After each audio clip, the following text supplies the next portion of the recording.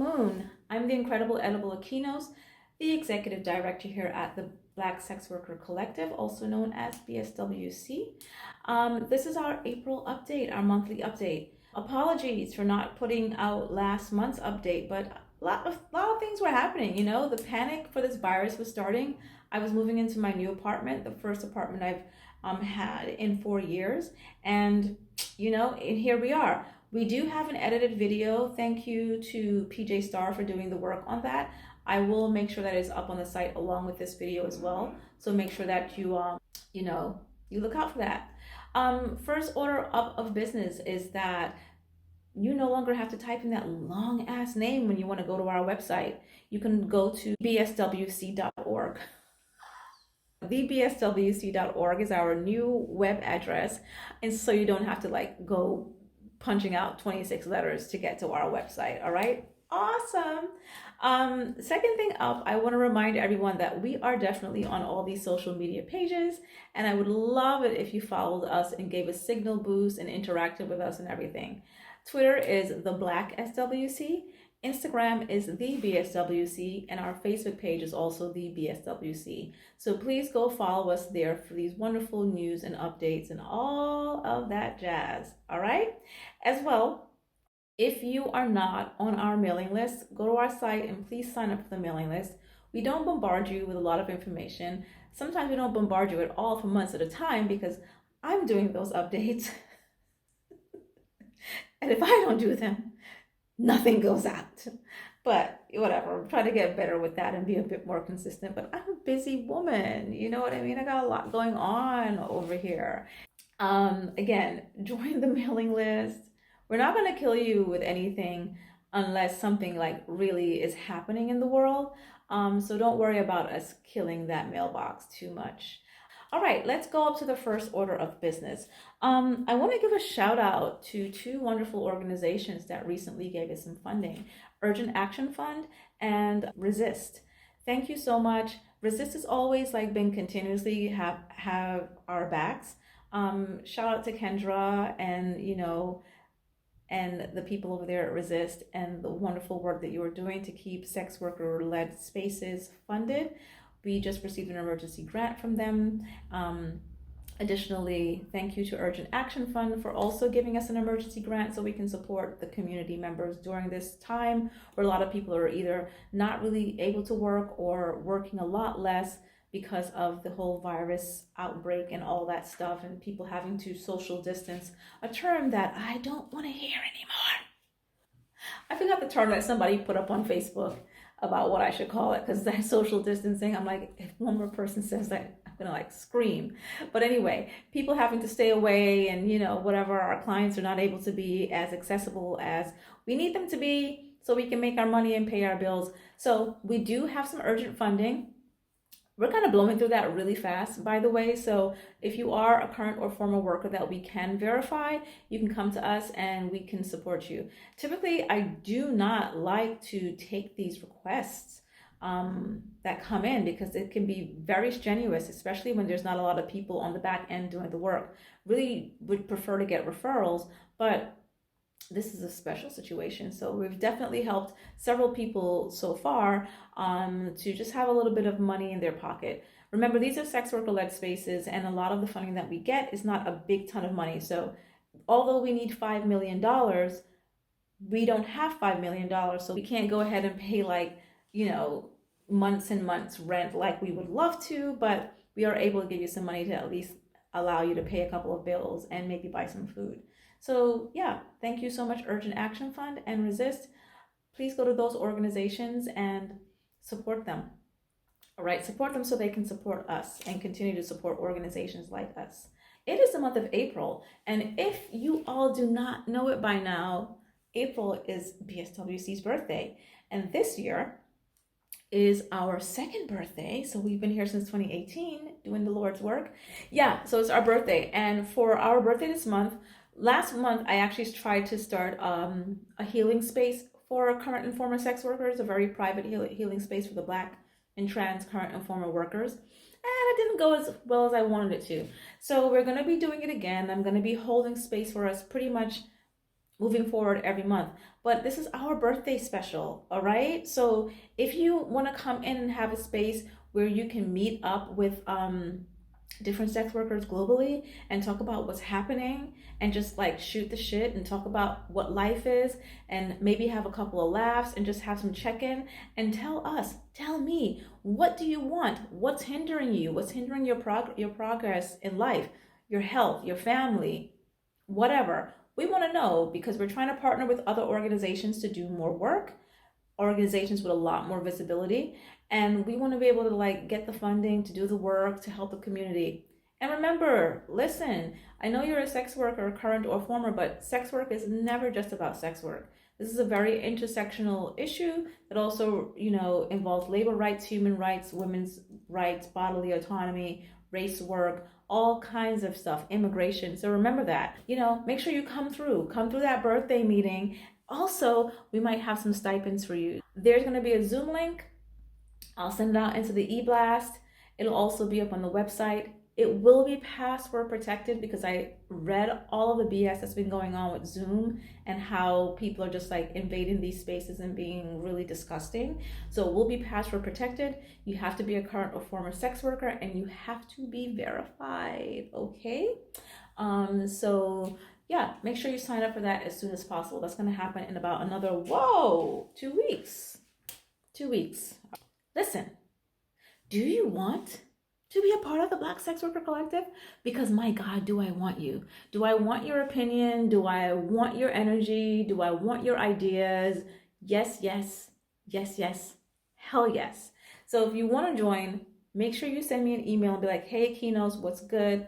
Want to be a part of this? And I'll be like, okay, come on down, especially if you are a worker that we have worked with before, like whether we've maybe I was in an event with you or something, or we gave money to donate to your life causes. Please come through and be like, hey, Keynote, you helped me and we want to help you. And sometimes all your help is just giving your honest opinion on an idea, right? So a lot of it is low committal. Sometimes we've got some really urgent things coming up that we really need people to like hop onto. That really is up to you, right? But come on, this is a Black space. It's made here for you.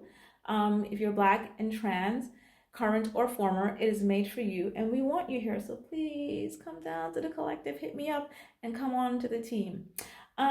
We need an International Black Sex Worker Day, right? So what's it gonna be? Should it be April? Should it be my birthday month? Should it be July? No, I'm not that egotistical. It doesn't have to be in July. April is a good month. But anyway, the bottom line is that we want to do an International Black Sex Worker Day, okay? And we kind of need to vote on what that's going to be. And we'll just make that happen. It could be this year, it could be next year. Initially, when I was thinking about this idea last year, I was like, well, could it be, I really wanted to do it around some of the civil rights activists, major civil rights activists, but a lot of the ones that I was coming up with were men. And I was like, that's cute, but no. Unless they were sex workers or, involved in it like Malcolm X, that might be different. But there's a lot of stuff that's done for men and after men that are really high profile days. And so the men don't need any more shine, especially not on my back. Think about it. I'm going to try to get a poll up on the site and maybe on Twitter as well and try to figure out, what should this day be? Big shout out to the one they call Monica Jones. Let me make sure my weave is looking all right.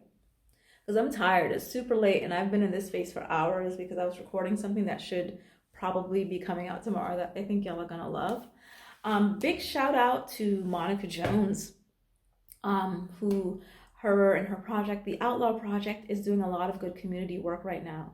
So they're giving out care packages and helping people get groceries and helping them get things done. And that is fantastic work. So if you want to give money to an organization, to a sex worker, a Black trans sex worker led space, go to the Outlaw Project and give to Monica Jones and her team of people that are doing wonderful work. Thank you so much, Monica. Speaking of Monica, on April 15th, She's also going to be speaking on behalf of all our sister organizations, which is listed on the website. Desiree, Best Practices, NJ Rua, us. She's going to be speaking to the permanent missions on April 15th. This is not an open event. It's a closed event. A recording of it will be released at a later time. This is happening remotely because we were all supposed to be getting ready to go to Geneva, Switzerland, to go to the Universal Periodic Review and start meeting with these missions and these nations and make these recommendations and let them know what the United States is doing to violate the rights of people in the sex trades as well as people in sex work. Monica Jones is getting ready to do that. She's about to be our fearless leader. So again, this work is very thankless and it's not always easy, and a lot of effort, months and months and months of effort has to go into doing this. So right now is a wonderful time to donate. If you do have a little extra money, please give to Outlaw Project as well as Best Practices Policy Project, because without Best Practices mentoring a lot of our organizations like NJ Rua and Outlaw Project and BSWC, we would not survive. So please, Best Practices Policy Project and Outlaw Project, along with BSWC and Desiree Alliance and NJ Rua. But I really want to just put them to the forefront right now and say they're doing a lot of good work. Make sure you support us. And the best way to support sex workers is what? We don't need no more exposure, baby. We just want your money. We just need your money. All right. So we need $5 million. We need $5 million. All right. Did you read that paper? I think that we did that for was it Rutledge University Press, right? We did that collaborative piece. So we need $5 million. Shout out to Desiree Alliance too, still sending out those letters to the different missions and nations to make these recommendations on these sex worker rights violations. It's like this constant discussion about whether sex workers work. Meanwhile, on this side of your mouth, you are like, it's the oldest profession, but then there's a whole debate on whether or not this profession that you clearly know is a profession, if it should be decriminalized, not legalized. Not doing that conversation right now. That is a conversation for Google. Whether it should be decriminalized and whether the people that engage in this work should be allowed to do this work. There's a lot of conversation about that. But look, work is work. You got to allow people the right to do with their body as they see fit. It doesn't matter whether or not you agree with it. We're not here for that debate. The point is that if you see what's happening right now, you see how the tables have shifted, and we're starting to realize, have a little bit more respect for work and different levels of work. And we're starting to realize that those people that we consider to be at the bottom are the ones that are really holding up this system, because without food workers and so on and so forth, or even the person that delivers your packages, without them, people doing that work, is very difficult to function. One of the biggest issues that I'm having right now in my quarantine state, since I just moved in my apartment and I'm trying to furnish it with things like a bed, cots, essential items that I kind of need to live, because all the restaurants are closed and I can't go out to eat. Even if I could, I wouldn't, because I lost my job the day after I moved into my apartment. So I have to eat, I have to cook, right? So one of the biggest complaints I'm having now is how slow everything is either moving, or a lot of my packages lately are not showing up. So can you imagine if today when I was waiting on a package, I thought I was going to have to go someplace to pick it up. And I was having a bit of an attack. Not because I really, care about going out there and being around people and potentially catching the virus, but more so it's listen, I'm up in this bed and I'm tired and I've got other work to do. And now I've got to stop and take 30, 40 minutes out of my day to go pick up something when I literally pay to have it delivered to my front door. That person's job is really essential to making my life and your life a lot easier, because if you had to do everything yourself, pick up the furniture, build the furniture, buy and cook the food all the time, you'd be worn out. Honey, I've been worn out, okay? Right now, what we're seeing with work is just who is really essential and who's really holding up shit right now, right? It goes a lot deeper than that, because sex workers are not just fucking married men, okay? There's a lot of other people that rely on our touch and our energy and our presence for them to survive, and sometimes that's disabled people, older people, lonely people. Wish I could hire a sex worker right now. If I hadn't said it already, haven't had a human touch me in weeks. So recently, one of our fearless trans leaders died, trans Latina organizers died, Lorena Borjas.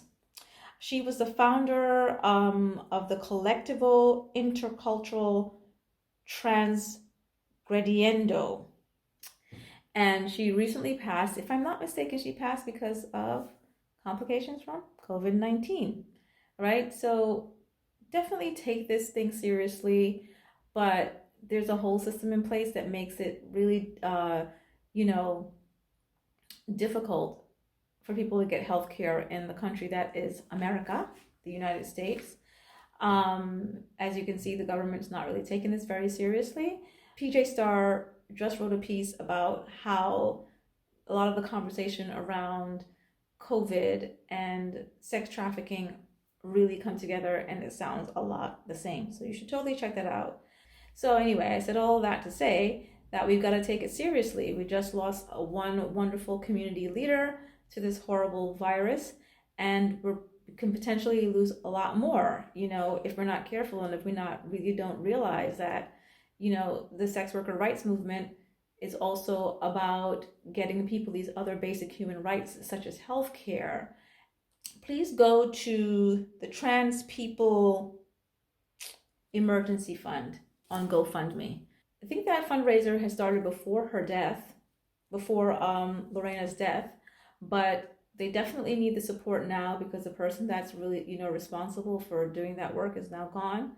So please make sure if you've got a little extra cash to give, every penny counts. Go there and sprinkle some love to that fund. Everybody, please stay safe. You don't have to be up on people. Stand back. It's like with his camera, it's like looking. Anyway, stand back away from people, And bigger than that, fight the goddamn power. Try to tear the system down. Support sex worker rights. Support sex worker-led spaces. Our work is intersectional. It is not just about having intercourse. It's about bigger issues that affect everyone's life. I hope to see you all at the meeting that we're going to be having in a couple of weeks for our second birthday. Remember, again, stipends will be given out, small stipends, nothing big. I'm so sorry. And remember to support organizations like Resist, Best Practices Policy Project, Desiree Alliance, New Jersey Red Umbrella Alliance, and the Outlaw Project. And again, Trans People Emergency Fund on GoFundMe to support Lorena Borjas. Okay? It's fantastic seeing you guys again, and I'll see you next month. Bye. Check the description for links to like and follow us on social media. Sign up for our newsletter at thebswc.org, and please consider making a tax-deductible donation at actblue.com/donate/BSWC.